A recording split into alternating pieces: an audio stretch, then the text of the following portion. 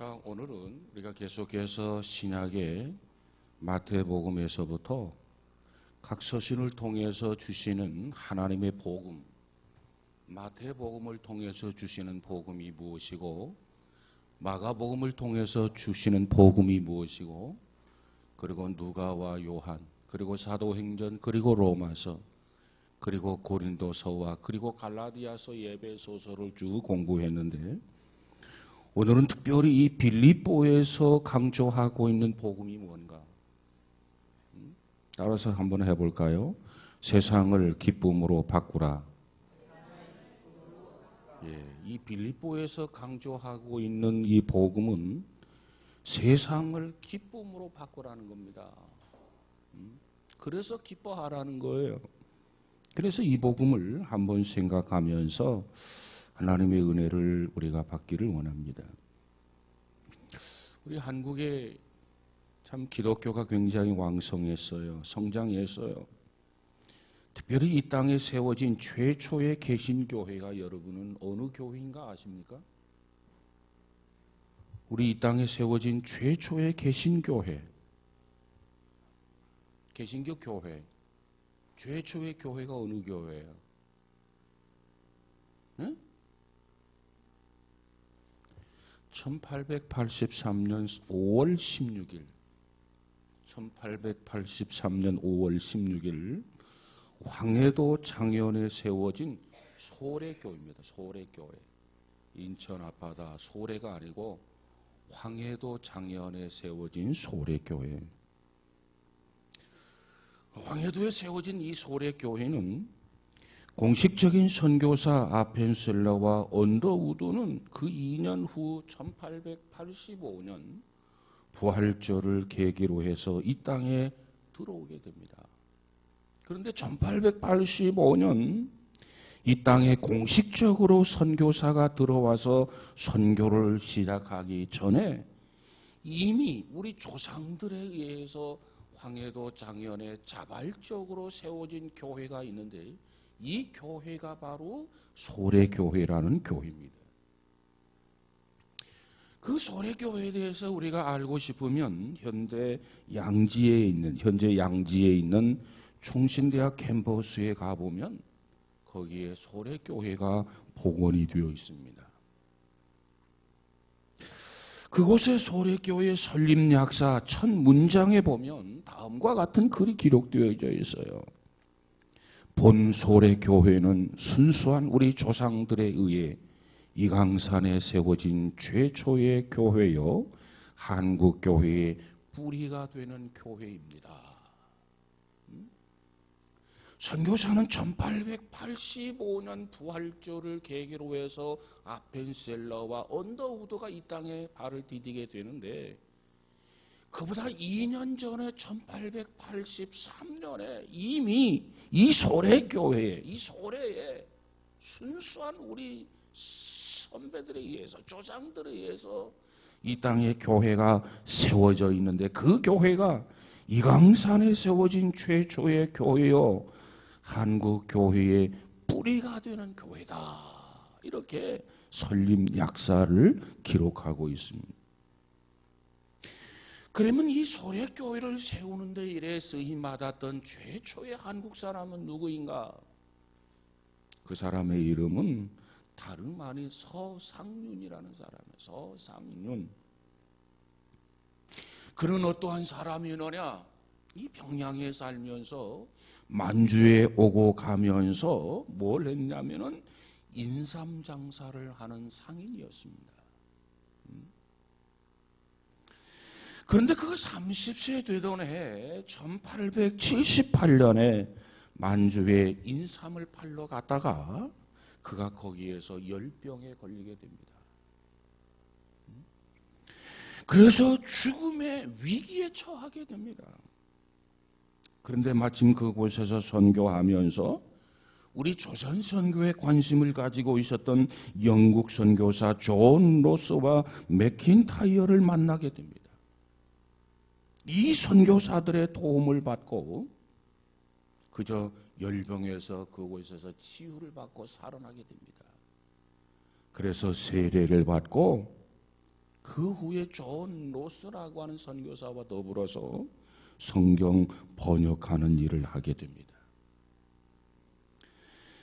그러다가 1883년 성경 100여 권을 가지고 우리 조선에 입국을 하게 되는데, 입국을 하면서 발각이 됩니다.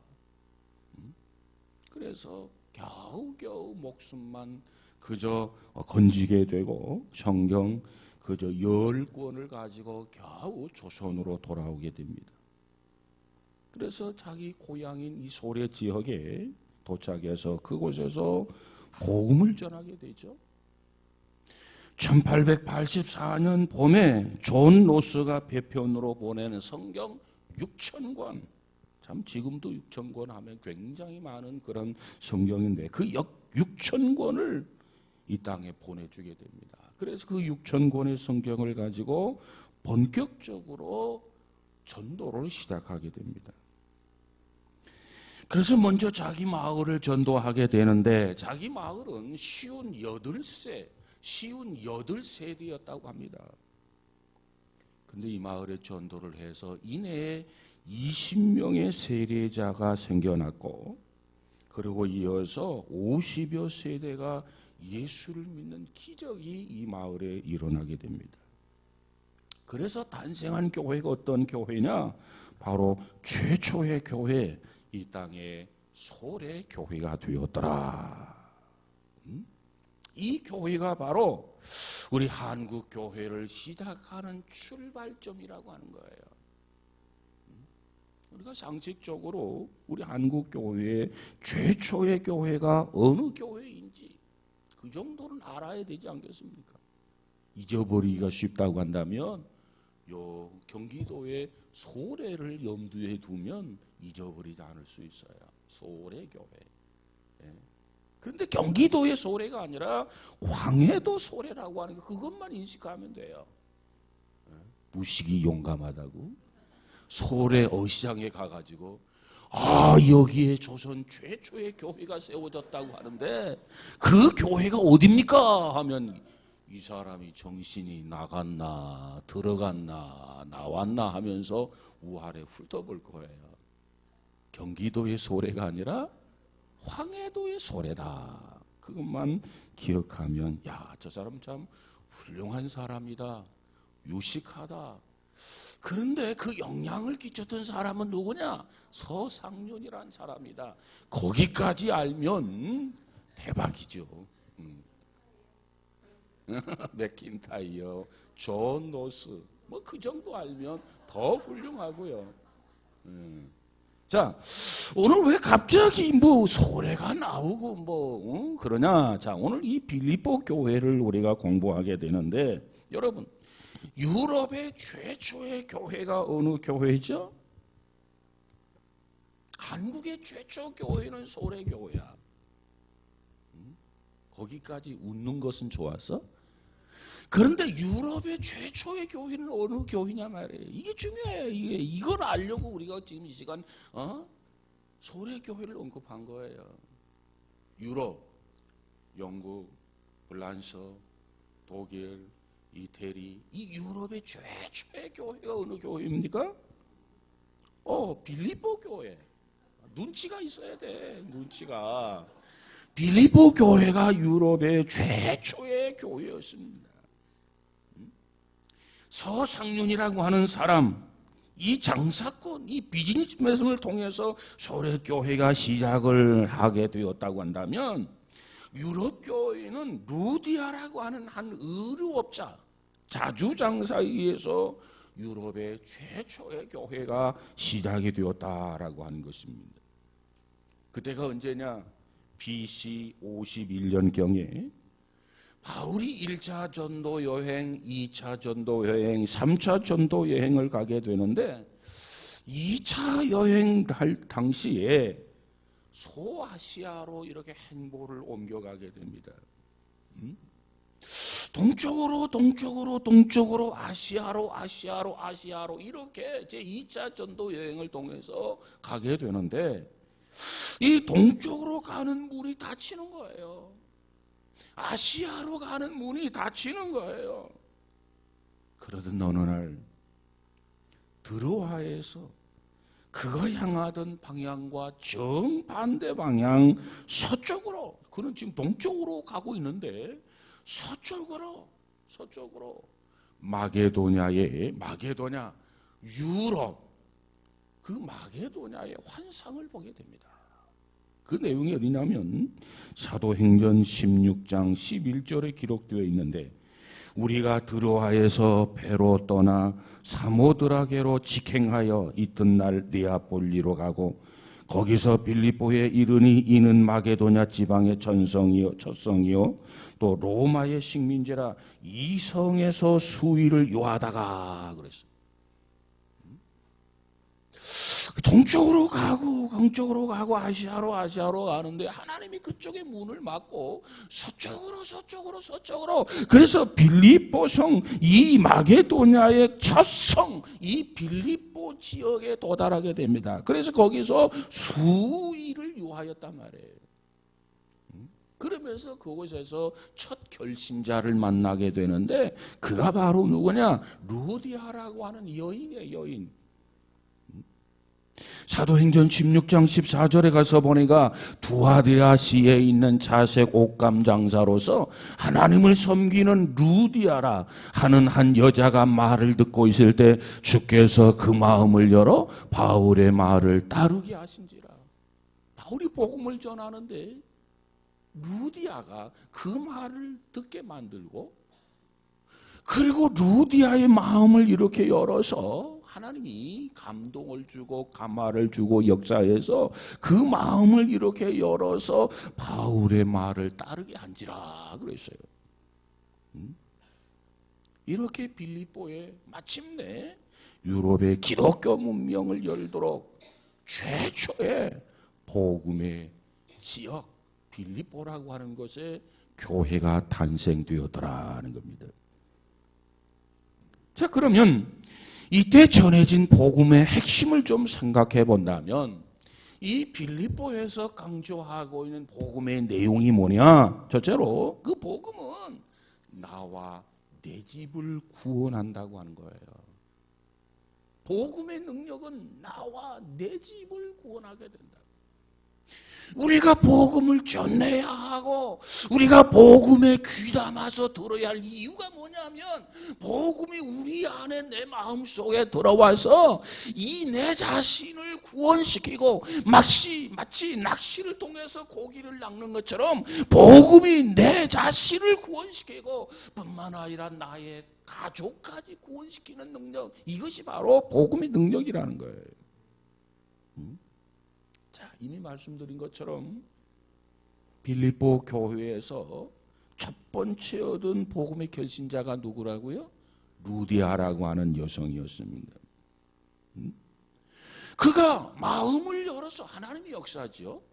바울의 말을 들어서 그리고 그가 구원받는 열매로 나타나더라는 거죠.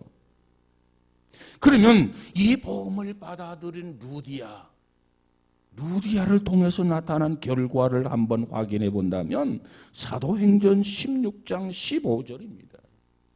제가 읽어보면 그와 그 집이 다 세례를 받고 우리에게 청하여 이르되 만일 나를 주 믿는 자로 알거든 내 집에 들어와 유하라 하고 강권하여 머물게 하니라. 루디아가 바울이 전하는 복음을 귀담아 듣게 돼요. 그랬더니 그 복음이 그와 그 집이 다 세례를 받고, 그래, 세례를 받고. 여기서 중요한 메시지가 있는데 중요한 대목이 뭐냐면 복음을 받아들인 증거가 나타납니다. 루디아가 복음을 받아들여요? 그 복음을 받아들인 증거가 어떻게 나타나느냐? 그와 그 집, 그러니까 가족을 말하죠. 그와 그 집이 다 무엇을 받았다? 세례를 받았다. 세례라고 하는 게 뭐예요? 세례의 본래 오리지널 세례는요, 침례입니다. 침례. 예? 물속에 사람이 들어가고 나오는 이 침례예요.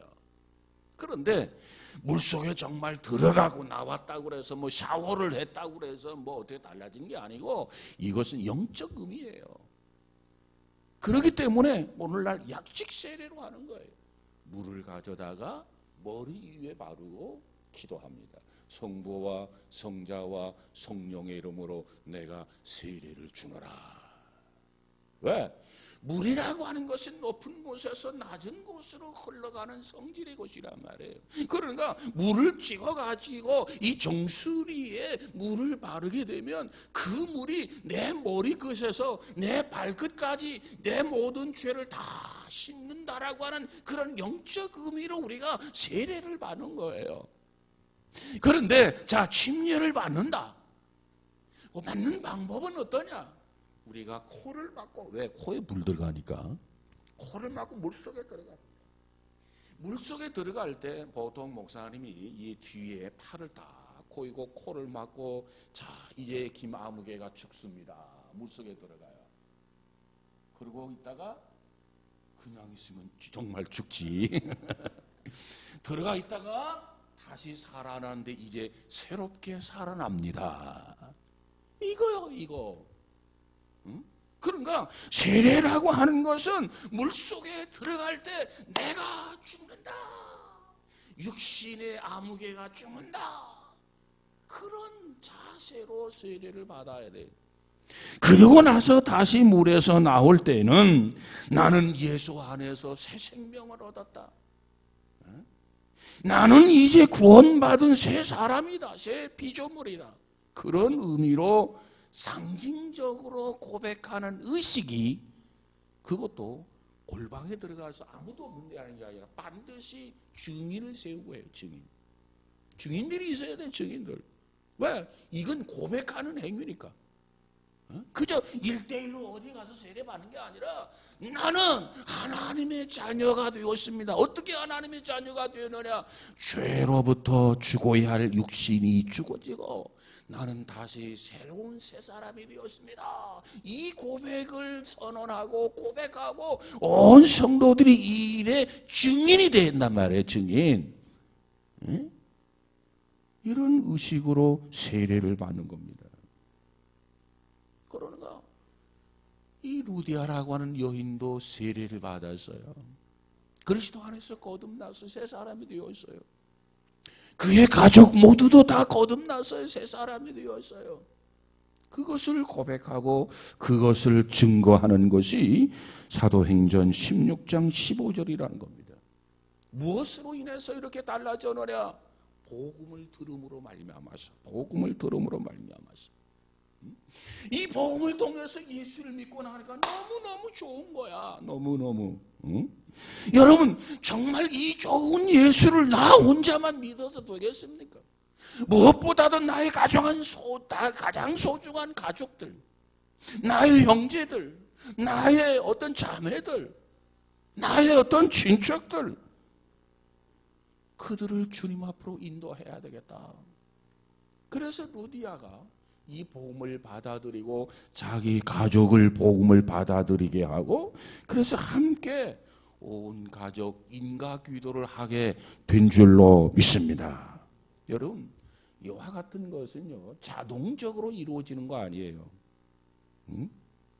자동적으로 이루어지지 않지만은 누군가가 진지하게 예수를 믿는다면, 누군가가 복음이 무엇인가를 알게 된다면 마침내 자기 가족을 구원하게 되는 결실, 열매로 나타나게 된다고 하는 보편적인 복음의 영향력을 가리키고 있습니다. 그래서 성경에 보니까 나와 내 집이 구원을 얻으리라. 이게 보편적 영향력이에요. 정상적이라면 혼자만 예수 믿는 게 아니라 가족을 다 주님 앞으로 인도해야 돼. 이게 보편적 복음의 영향력이란 말이에요. 이 영향력으로 인해서 루디아는 자기 자신도 세례를 받고 자기 가족들 모두를 세례받게 했더라. 성지순례에 가보면 빌립보 지역에 가서 보면 세례를 받던 루디아가 세례를 받던 강가에 기념교회가 세워졌어요. 그 기념교회를 뭐라고 하느냐? 회심교회다. 회심교회. 예수를 믿지 않았던 루디아라는 여성이 바울의 제2차 전도 여행 때 전도하는 것을 귀담아 듣고 성령이 그에게 그 말씀 복음을 깨닫게 해주었어요. 그래서 세례받고 보편적 복음의 영향력을 가족들에게 끼쳐서 가족들 모두가 다 세례받게 한 역사적인 그러한 그 지역. 그래서 바로 루디아의 회심기념교회가 세워졌다는 겁니다. 소래교회는 한국 땅의 최초의 그러한 교회였던 것처럼, 그래서 이 빌립보 교회가 유럽 교회에 있어서 최초의 교회가 되었다. 소래교회가 세워지는 것은 서상륜이라고 하는 사람이 영향력을 통해서 그의 사랑방에서 시작된 그런 교회이지만, 특별히 이 빌립보 교회는 루디아라고 하는 여성의 집에서 시작이 된 교회가 빌립보 교회입니다. 그래서 그와 그 가정 모두가 다 변화받고 하나님의 백성이 된 줄로 믿습니다. 정말 이 복음이 좋은 것이라고 한다면 자기 혼자만 이 복음 안에 거할 수가 없잖아요. 나의 소중한 가족들, 나의 소중한 자녀들, 그들에게 영향력을 끼칠 수밖에 없고, 그래서 주님 앞으로 함께 그저 신앙생활하고 세례를 받게 되었더라. 이 사도행전 16장에 보면 재미있는 일들이 많아요. 자, 사도행전 16장을 계속 읽어가다 보면은 하루는 바울이 점을 치는 사람, 이 점 귀신이 들어가지고 점을 치고 있는 한 여인이 있었어요. 그래서 바울이 그 점을 치는 여인에게 복음을 전합니다. 그래서 그 점을 치는 여인이, 그 귀신이 이 여인에게서 떠나요. 그러니까 그 다음에는 어떻게 되죠? 점을 칠 수가 없는 거야. 여러분, 이 귀신의 역사, 이 점치는 역사가 있거든요. 사람이 하는 거 아니에요. 그 귀신인들이 하는 거야. 그런데 귀신이, 바울이 복음을 전함으로 해서 귀신이 그 여인에게서 떠나니까 그 점을 계속 칠 수가 없는 거야. 그러다 보니까 그 여인은 귀신이 나가서 이제는 좋은데 그 여인의 주인이 노발대발하는 거예요. 주인이 점을 쳐서 수입이 생기면 주인이 그 수입을 챙겼는데 귀신이 나가서 점을 칠 수가 없어. 그러니까 뭐가 없어지죠? 수입이 없어지는 거야. 그러니까 노발대발하면서 사도 바울의 일행을 고발하게 됩니다. 그래서 바울이 억울하게 지금 감옥에 들어가게 됐죠. 감옥이 뭔지 알아요? 네. 그래서 그 감옥에 들어갔던 이 사도 바울이 감옥 속에서 하나님 앞에 기도해요. 하나님을 찬양해요. 그때 무슨 일이 나타나냐면 갑자기 지진이 일어나듯이 감옥터가 막 움직이게 됩니다. 그리고 바울이 죄수라고 이 자꾸 사슬이 매어져 있었는데 사슬이 다 풀리는 거예요. 뭐 사슬이 뭐 가느다란 사슬을 채운 게 아니라 굉장히 튼튼한 굵은 사슬들로 다 자꾸로 채워졌는데 하나님이 역사하니까 이 사슬들이 다 풀어지는 거예요. 간수가 있었는데 그 일이 있고 난 다음에 간수가 이렇게 보니까 죄수가 눈에 보이질 않아. 야, 죄수들이 다 탈출했구나. 자, 그러면 이 간수가 이제는 문책을 당해요. 거기에 대한 징계를 받는단 말이에요. 그래서 야, 내가 이대로 징계를 받고 내가 이대로 문책을 당하고 사는 것보다 죽는 게 낫겠다. 그래가지고 칼을 뽑아가지고 자결을 하려고 합니다. 그때 바울이 뭐라고 말합니까? 우리가 다 여기 있다. 도망가지 않았다. 그것을 보면서 이 간수가 깜짝 놀라요. 왜? 옥문이 다 열리고 창고가 다 풀려졌고 그러면 도망을 쳐도 몇 번 도망칠 수 있는데 왜 저 죄수들은 도망도 안 치고 저기에 저대로 있나? 희한한 거, 희한한 거. 옥문이 열리지 않았다고 한다면 옥문이 열리지 않았으니까 도망치지 못했지. 사실에 매여 있는 것이 풀어지지 않았다면 사실에 매여져 있는 것이 풀어지지 않았기 때문에 도망을 못했지. 근데 옥문이 열렸어. 사실이 다 풀어져서 도망치면 몇 번이라도 할 수 있었는데 도망치지 않았어. 그때부터 간수가 야, 이분들은 이상한 분이다. 그때 바울이 간수에게 복음을 전하게 됩니다. 그러면서 그때 주신 메시지가 뭐냐? 16장 31절이에요. 주 예수를 믿으라. 그래야면 너와 내 집이 구원을 얻으래. 이게 복음의 영향력이에요. 바울이 빌립보에서 전하는 이 복음은 어떠한 복음이었느냐? 이 복음을 듣고 이 복음을 믿으면 복음이 나를 구원하고 내 가족을 구원한다. 이것이 바울이 전한 복음의 메시지였단 말이에요. 그래서 이번엔 이 간수가 자기도 온 가족 모두가 다 예수를 믿고 세례받은 사건이 일어나게 된 거 믿으시기를 바랍니다.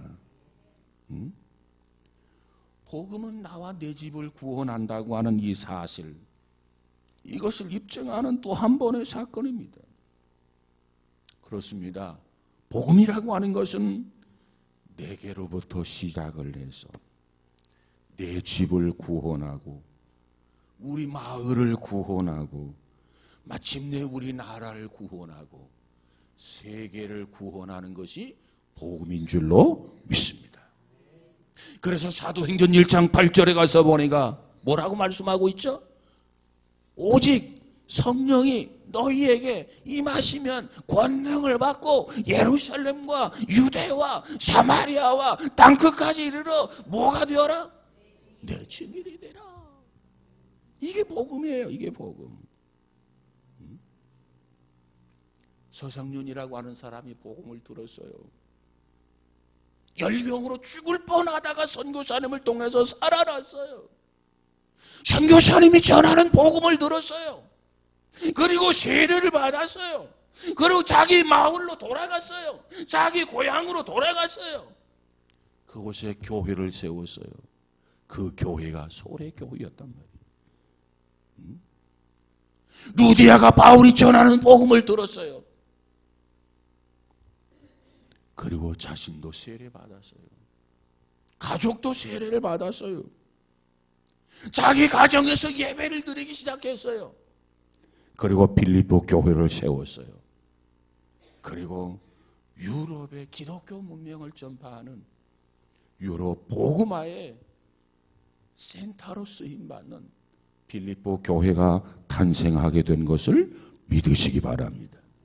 그래서 바울은 빌립보 지역에서 전하는 복음은, 바울이 전하는 복음은 나와 내 집을 구원하는 복음이에요. 특별히 우리가 아직도 가족이 구원받지 못했다 하면 하나님 앞에 그렇게 기도하시기 바랍니다. 하나님, 이 빌립보서를 통해서 강조하고 있는 복음은 나와 내 집을 구원하는 복음인데 하나님, 이제 우리 가정을 구원하기 원합니다. 우리 가족이 세례받기 원합니다. 우리 가족이 하나님 앞에 돌아오기 원합니다. 나 혼자만 예수 믿고 나 혼자만 세례받는 것으로 족한 것이 아니라 이 말씀을 붙들고 하나님 앞에 기도하면 반드시 하나님이 도우시고 역사하셔서 너와 내 집이 구원을 받으리라, 이 말씀이 이루어지게 될 줄로 믿습니다. 그 다음에 두 번째로 바울이 전하는 복음은 어떠한 복음이느냐? 기쁨으로 살게 하는 복음이에요. 바울이 전하는 이 빌립보서의 복음은 참된 기쁨의 삶을 살게 하는 복음이란 말이에요. 바울이 빌립보 도시에 왔을 때가 AD 51년경입니다. 그때 복음을 전하고 그 후에 10년 후에 AD 61년경 다시 돌아오게 되는데, 그때 바울은 죄수가 되어가지고 로마의 감옥에 갇히게 됩니다. 왜 로마의 감옥에 갇히게 됐냐면 이제 재판을 받기 위해서 기다리고 있었어요. 근데 이 로마 감옥에 잡혀있던 이 바울이 감옥에 갇혀 있다 보니까 성도들의 어떤 소식도 궁금하고 그래서 성도들에게 편지를 씁니다. 편지. 그때 바울이 로마 옥중에서 빌립보 교인들을 향해서 쓴 편지가 바로 뭐냐면 빌립보서라고 하는 성경이에요. 이 편지예요, 편지. 이 편지의 내용이 뭐냐면, 오늘 본문 3절 4절을 한번 가서 볼까요? 1장 3절 4절 시작.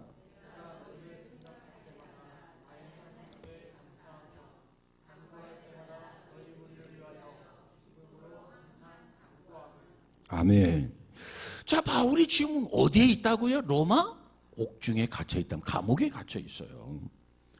감옥에 갇혀 있는데 이 바울이 쫙 복음을 전했던 그 지역들이 생각이 나고, 특별히 그 중에서도 빌립보 교회가 생각이 나서 빌립보 교인들에게 정말 그들을 생각하면서 편지를 쓰고 있단 말이에요. 그런데 여기 3절에서 뭐라고 하냐면, 내가 너희를 생각할 때마다 너희 하나님께 감사하며 간구할 때마다 너희 무리를 위하여 기쁨으로 항상 간구한다 그랬어요. 이 말을 정리하면 이래요. 바울이 빌립보 교인들을 생각할 때마다 마음이 속상하고 마음이 우울한 게 아니라 지금 감옥 속에 있단 말이에요. 빌립보 교인들을 생각할 때마다 가슴에 기쁨이 생기는 거예요. 기쁨. 우리가 어떤 사람, A라고 하는 사람을 딱 생각하면 짜증나는 사람이 있어요. 솔직하게 우리가 고백할 수 있어야 돼요. 그런데 어떤 사람을 생각하면 괜히 마음이 기뻐요. 응? 지금 빌립보 교회인들을 생각할 때 지금 바울은 감옥 속에 갇혀 있기 때문에 우울할 수가 있단 말이에요. 속상할 수 있단 말이에요. 침울할 수 있단 말이에요. 낙심할 수도 있단 말이에요. 그런 가운데서 지금 바울이 걸어왔던 어떤 전도의 여정을 생각하면서 빌립보 지역, 빌립보 교인들을 생각하니까 그 우울할 수밖에 없는 상황, 그 환경에서 이 바울은 뭐가 생겼다고요? 기쁨이 생겼다는 거예요. 기쁨. 여러분은 누구에게든지 짜증을 주는 사람이 아니라 기쁨을 줄 수 있는 사람이 되어지기를 주의 이름으로 축복합니다. 바울은 그래서 빌립보 교인들을 생각하면서 너무너무 기쁘다는 거예요. 너무너무 기쁘다. 그러면서 이 편지에서 바울은 기쁘다. 기쁨이라고 하는 단어, 이 단어가 뭐냐면 동사 명령형입니다. 명사형, 동사 명사형이에요. 이 동사이면서도 명사형인데 몇 번이 기록되어 있냐면 15번이 기록되어 있어요. 15번. 그래서 일명 뭐라고 하느냐? 이 빌립보서를 일명 기쁨의 서신이다. 환희의 서신이다.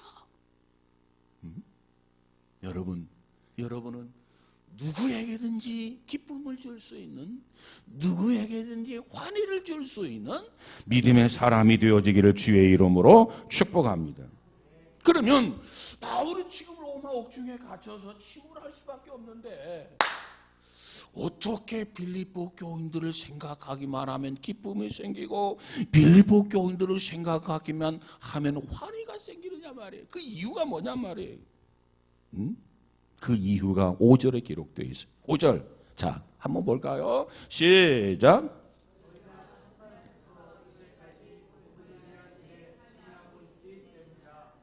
아멘. 바울이 그처럼 기뻐하고 바울이 그처럼 환희에 느낄 수 있었던 것은 이 빌립보 교인들이 얼마나 신앙적으로 성실한지 몰라요. 너희가 첫날부터 지금까지 이제까지 복음을 위한 일에 참여하고 있기 때문이다 그랬어요.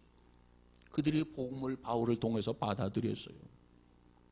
그리고 그 복음 안에서 지금까지 계속해서 신실하게 성실하게 살아가고 있단 말이에요.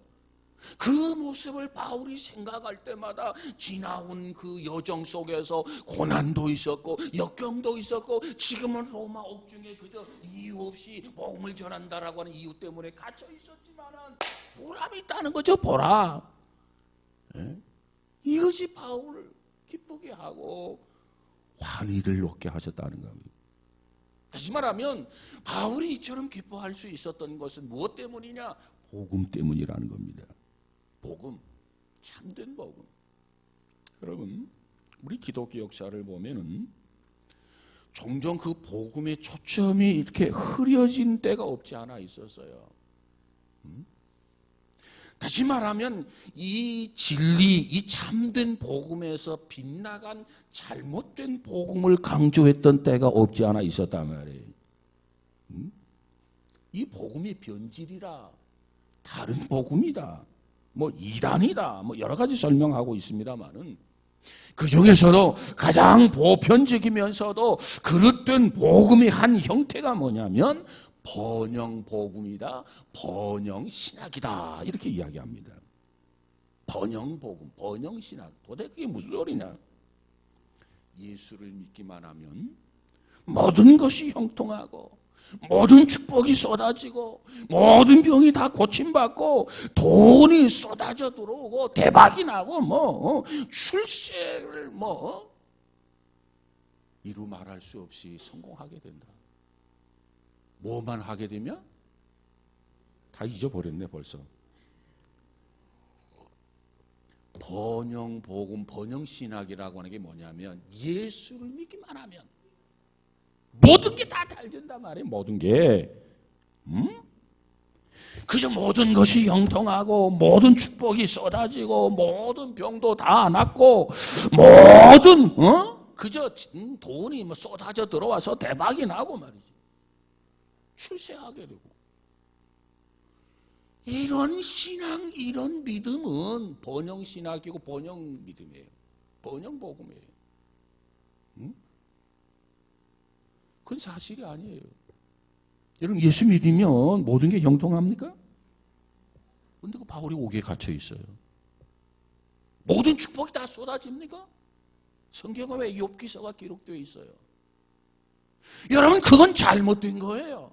그건 변질된 복음이에요. 그것은 바른 복음이 아니란 말이에요. 지금 바울이 전하는 복음은 바울이 지금 모든 것이 영통하고 모든 것이 대박나고 모든 질병이 떠나고 뭐 그래서 이 번영 복음을 강조하는 게 아니라 이 복음을 전함에 있어서 바울은 참된 복음을 지금 전하고 있는 거야. 바울이 주의 일을 하면서 복음을 전하는데도 감옥에 갇혀 있는 거예요. 여러분, 이것을 뭘로 설명할 수 있겠습니까? 여러분, 이 번영복음, 번영신학이라고 하는 거 이거 사실 아니에요. 성경적으로도 사실 아니고 실제적으로도 사실 아니에요.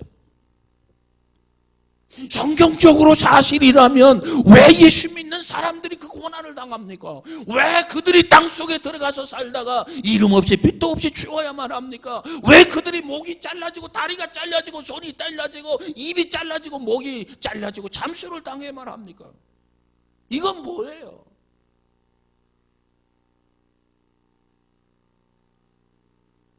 그건 성경적으로 사실이 아니에요. 그리고 그것은 경험적으로도 사실이 아니에요. 여러분, 사도 바울이 여기서 기뻐한다. 바울이 빌립보 교인들을 향해서 기뻐하라. 이렇게 말한 것은 여러분 잘 들으세요. 단순한 상황 때문이 아니라는 거예요. 우리는 기뻐하라 그러면 어떤 상황 때문에 기뻐하라고 하는 것만 생각을 해요. 아, 뭐가 일이 잘 됐나 보다. 아, 뭐가 출세하나 보다. 뭐가 성공했나 보다. 복권을 샀는데 복권이 당첨됐나 보다. 뭐 대박 났나 보다. 뭐 이런 어떤 상황 때문에만 기뻐하는 것으로 생각하고 있단 말이에요. 어떻게 상황 때문에 항상 기뻐할 수 있습니까? 맛있는 갈비를 먹었는데 배탈이 나가지고 밤새도록 잠을 못 자는 경우도 있는데 어떻게 상황 때문에 기뻐할 수가 있느냐 말이에요. 여기서 바울이 말하고 하는 것은 상황을 강조하고 있는 게 아니에요. 왜? 바울의 상황은 감옥에 갇혀 있고 쇠사슬에 매여 있는 상황입니다. 바울이 여기서 기뻐하는 것은 복음은 자기 자신이 이렇게 매여져 있지만은 감옥에 갇혀 있었지만은 자기의 복음은 매이지 아니하고 자기의 복음은 갇혀 있지 않는다는 거예요. 이걸 기뻐하라는 거예요. 이걸. 그래서 바울은 옥중에서도 복음을 전하잖아요. 바울을 가뒀다고 복음이 갇혀지는 겁니까? 바울에게 쇠사슬을 묶어놨다고 해서 복음이 묶여지느냐 말이에요. 그러면 옥중에서 바울이 복음을 전할 수 없어야지. 그런데 그런 상황 속에서도 바울은 복음을 전해가지고 간수 그와 그의 가족을 모두가 세례받게 하잖아요. 이게 복음이란 말이에요. 이게 복음. 복음은 갇혀지는 게 아니에요. 복음은 매여지는 게 아니에요. 그러기 때문에 기뻐하라는 겁니다. 그렇기 때문에 오늘 우리는 어떠한 상황이나 어떤 환경 속에서도 이 복음을 전할 수 있는 거예요. 있는 이유가 바로 그거예요. 왜 매이지 않고 갇히지 않는가? 바울은 그 점에 대해서 감사하라는 겁니다. 그래서 뭐라고 말합니까? 주 안에서 항상 기뻐해라. 내가 다시 말하노니 어떻게? 기뻐하라. 4장 4절이에요. 바울이 지금 어디에서 이 편지를 쓰고 있다고요? 로마 감옥에서. 여러분, 감옥은 특별히 바울이 가지고 있는 복음을 가둘 수가 없었어요. 바울이 가지고 있는 그 복음을 메어놓을 수가 없었어요. 오늘 바울이 이 기쁨을 가지고 있었듯이 복음을 통한 이 기쁨, 저와 여러분에게도 이 복음을 통한 이 기쁨이 우리 안에도 충만해지기를 주의 이름으로 축복합니다. 여기서 기뻐하라고 하는 말은 명령형입니다. 명령형. 반드시 이 기쁨을 선택하고 이 기쁨을 가지고 살아야 해요.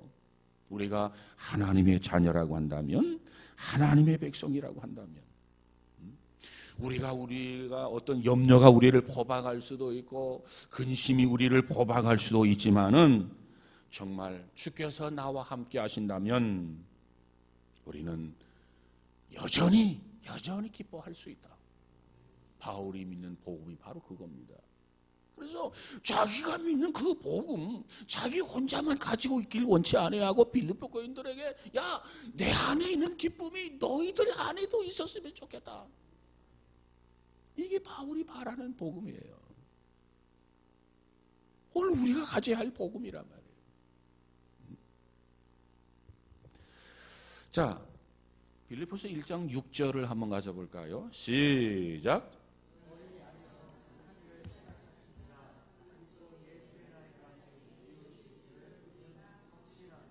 내가 환난을 당하든 역경을 당하든 시련을 당하든 뭐라고 고백하냐면 너희 안에 착한 일을 시작하신 이가 정말 역경을 당하고 시련을 당하고 정말 어려움이 많은데 그럼에도 불구하고 예수 그리스도의 날까지 반드시 이루실 줄을 확신하노라.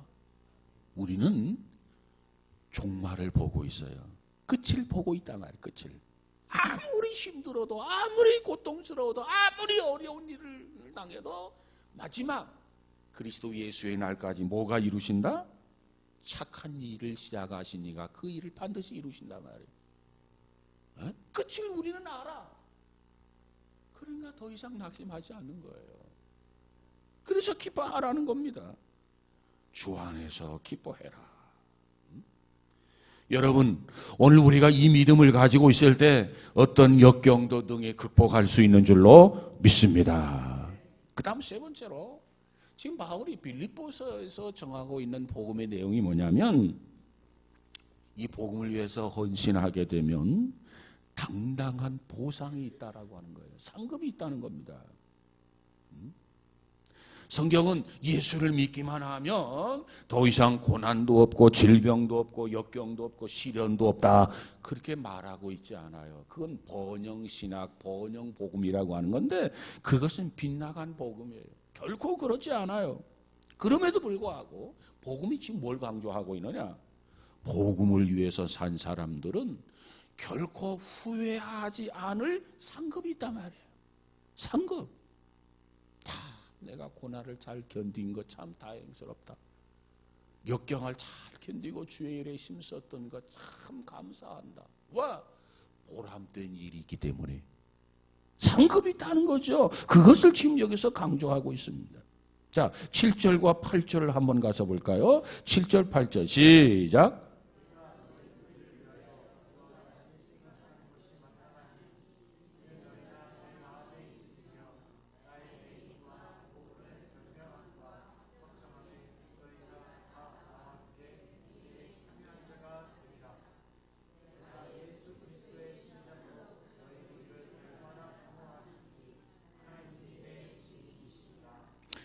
자, 이 빌립보 교인들이 어떻게 살아왔는가, 그것을 바울이 지금 칭찬하죠. 그러면서 빌립보 교인들에게 바울은 결론적으로 이런 축복을 합니다. 자, 4장 19절을 가서 볼까요? 시작. 4장 19절.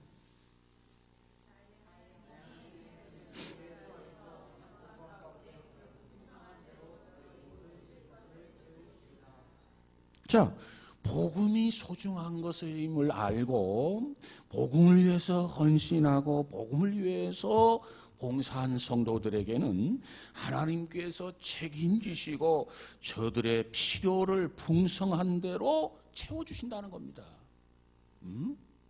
여러분, 오늘 우리가 하나님은 하나님의 일에 헌신하고 충성하는 하나님의 자녀들에게 이처럼 보상하시고 축복하시는 것 믿으시기를 주의 이름으로 축복합니다. 허드슨 테일러라고 하는 유명한 선교사가 있어요. 허드슨 테일러, 여러분 들어보셨습니까? 중국 선교사인데 그가 그런 말을 했어요. 하나님의 뜻에 맞는 하나님의 일에는, 중요하죠? 하나님의 뜻에 맞는 하나님의 일에는 하나님의 공급함이 결코 궁핍함이 없다는 거예요. 하나님의 뜻에 맞는 하나님의 일에는 결코 궁핍함이 없다는 거예요. 하나님이 공급하신다는 겁니다. 문제는 우리들이 어떤 일을 하게 될 때 이것이 바로 하나님의 뜻에 맞는 하나님의 일이냐, 하나님의 뜻에 맞지 않는 하나님의 일이냐, 이게 중요하다는 거예요. 하나님의 뜻에 맞는 하나님의 일이라면 하나님께서 풍성하게 공급한다는 거죠. 왜? 그 일을 이룰 수 있도록. 이게 하나님의 역사예요. 이것은 특별히 단순한 생각이 아니라 허드슨 테일러는 중국 대륙을 향해서 선교하면서 자기가 경험한 거예요. 하나님의 뜻에 맞는 하나님의 일에는 하나님이 공급하는 것이 늘 풍성하다는 겁니다. 저와 여러분도 이 점을 경험해서 이와 같은 간증, 이와 같은 고백을 할 수 있기를 주의 이름으로 축복합니다. 여러분, 얼마 전에도 우리 한국 땅에 2번씩이나 방문했던 사람이 있는데 어떤 사람이냐? 다리가 없어요. 그럼 뭐만 있죠? 몸뚱아리만 있어요. 그 사람이 이름이 누구냐 하면 릭 부이치라고 하는 사람이에요. 릭 부이치. 우리 한국에 2번 왔다 갔는데 그가 이번 2번 왔다 갔을 때는 결혼을 한 상태로 자기 아내를 데리고 왔어요. 그가 어렸을 때 이런 생각을 했다고 합니다. 양손도 없고 양다리도 없고 몸뚱만 가지고 살아요. 한번 생각해 보세요. 그가 어렸을 때 난 대학에 갈 수도 없고 난 직장에 갈 수도 없고 난 결혼을 할 수도 없고 난 아내를 만나서 춤을 출 수도 없고 난 아이를 가질 수도 없다. 이것이 어렸을 때의 자기 생각이었다는 겁니다. 그런데 상황이 바뀌어졌어요. 난 대학에도 갔고 난 아름다운 그리스도인 아내와 결혼했고 예쁜 아들을 두었습니다. 그러면서 이렇게 말해요. 손도 없고 다리도 없는 거예요. 나는 스케이트보드를 타고 1분에 43단어를 타이핑하고 드럼을 연주하고 요트를 운전하고 지금은 스카이 다이빙이 도전하고 있습니다. 자, 그는 양손이 없단 말이에요. 양다리가 없어. 이 몸통만 있어, 몸통. 사람이라고 말할 수 있겠습니까? 굴러다니는 괴물이 아니겠습니까? 그런데 그는 나는 지금까지 전 세계 400만 명 앞에서 복음을 전했으며 매년 270회 이상 강연하고 있습니다. 그러면서 그가 두 번째 책을 펴내게 되는데 그 제목이 뭐냐면 플라잉이라고 하는 책이 플라잉. 그 책에서 이런 얘기를 해요.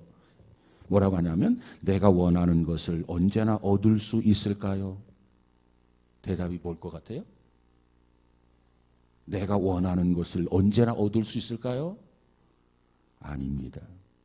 하지만 주님이 원하는 것은 언제나 얻을 수 있습니다.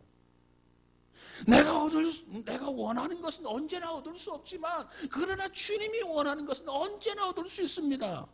그러면서 또 이런 얘기예요. 내게도 즐거운 날이 있는가 하면 슬픈 날도 있습니다. 아니 벽에 부딪히고 쓰러지고 자빠지기가 일수입니다. 그렇지만 한없이 연약해지는 순간 그때 제가 하나님의 권능을 체험할 때입니다. 그때가 제가 기도하고 하나님을 신뢰할 때인 것을 저는 압니다. 이 땅의 중력을 거스를 수 없을 때 저는 시선을 하나님께 둡니다. 중력을 거스를 수 없을 때 이게 중력인데 이걸 거스를 수 없단 말이에요. 근데 나는 그때 시선을 하나님께 맞춥니다. 그러면 기적이 일어납니다. 믿음의 날개가 솟습니다. 중력을 거스를 수 없을 때 나는 시선을 하나님께 두는데 하나님께 맞추는데 하나님께 맞추면 기적이 일어나더라는 거예요. 믿음의 날개가 손도 없고 다리도 없는데 믿음의 날개가 솟습니다. 믿음을 행동으로 옮기는 순간 저는 하나님의 권능을 경험합니다. 여러분 이 닉 위치라고 하는 사람처럼 우리에게도 믿음의 플라잉, 여러분에게도 이 플라잉이 있어지기를 주의 이름으로 축복합니다. 복음을 받아들이고 우리 그 복음에 헌신하게 되면 하나님이 우리에게 상급을 주시고 하나님의 기적을 베푸셔서 우리를 축복하시는 그 하나님인 것을 다시 한번 깨닫는 우리 모두가 되어지기를 주의 이름으로 축복합니다. 블라잉이 닉이라고 하는 사람이 그처럼 역경을 이길 수 있었던 것, 아름다운 가정을 얻게 하고 아름다운 그런 삶을 살 수 있게 하고 세상을 변화시킬 수 있었던 것은 그가 복음 안에서의 플라잉, 희망, 이 복음이 주는 상급이 있는 것을 알았기 때문에 그의 삶은 이처럼 변화되고 달라질 수 있었다. 그런 고백을 해요. 아무쪼록 우리는 이 빌립보서를 통해서 세상을 볼 때는 염려가 있고 걱정이 있고 근심이 있는데 우리는 그것을 질적으로 신앙으로 기쁨으로 바꾸어서 살아가는, 그래서 늘 항상 기뻐하고 늘 감사하면서 살아갈 수 있는 저와 여러분 되시기를 주의 이름으로 축복합니다. 이것이 얼마나 지혜입니까? 세상을 볼 때 우리는 낙심할 수밖에 없는데 한숨을 쏠 수밖에 없는데 양다리가 끊겨지고 양다리가 없어. 몸뚱아리만 굴러다녀. 무슨 희망이 있겠어요? 그런데 그와 같은 닉이라고 하는 사람도 복음 안에서 희망을 발견하고 하나님의 기적을 경험하면서 행복이 무엇인가를 경험하고 있단 말이에요. 닉이 그런 얘기예요. 여러분은 나보다도 훌륭한 사람입니다. 나는 이 몸뚱아리 가지고도 행복합니다. 그런데 여러분은 뭐 하십니까? 그 손은 그 다리는 뭐 액세서리입니까? 우리를 향해서 강한 도전을 주고 있는 것이 닉이라고 하는 사람, 플라잉이라고 하는 책이에요. 여러분, 우리 모두가 어떤 상황 속에서든지 세상을, 가정을, 직장을, 우리의 일터를 기쁨으로 바꿀 수 있는 그러한 믿음으로 살아가시기를 주의 이름으로 축원합니다. 기도합시다. 그리하신 주님 감사합니다. 오늘 빌립보서를 통해서 우리에게 주시는 복음, 그 복음의 내용, 그 핵심이 무엇인가? 우리가 세 가지를 살펴보았습니다. 정말 바울이 가졌던 복음이 우리 안에 있을진데 우리도 바울처럼 살게 하시고 이 바울처럼 복음에 충실하게 하시고 바울이 복음 안에서의 기쁨을 가지고 산 것처럼 우리도 상황 속에서의 어떤 어눌함 그리고 상황 속에서의 어떤 우울증, 염려, 걱정, 근심을 떨쳐버리고 복음 안에서 항상 기뻐할 수 있는 복 있는 자들이 되어지게 하옵소서. 이제 거룩한 주의를 지키고 또 한 주간 세상 속에 살 터인데 주와 더불어 동행하고 주와 더불어 기뻐하고 주와 더불어 승리할 수 있는 우리 모두가 되어지게 하옵소서. 예수님 이름으로 기도하옵나이다. 아멘.